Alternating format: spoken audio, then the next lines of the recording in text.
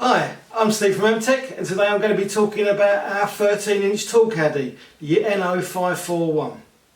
So let's have a closer look at the NO541. This is our 13-inch or 330mm tool caddy. Inside there are 6 pockets. I'm just going to get a torch to show you.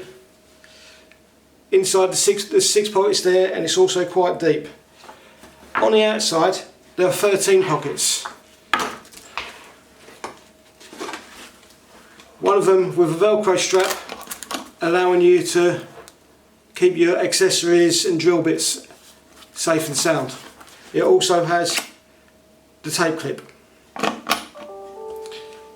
On the base there are 4 feet to keep your toolbox away from the dirt and grime and damp of work floors. Looking at the top, you will see there's 2 velcro straps. This allows you to put longer items such as spirit levels securely onto the bag and allowing it to take all your tools with you. Inside, as well as the 6 pockets for your tools, it also has 8 compartments for you to put your screwdrivers. So they're all kept nice and safe and secure as well. The caddy comes with a strong steel handle with a comfort grip and also the shoulder carrying handle. Overall dimensions are 330mm by 185 by 250mm.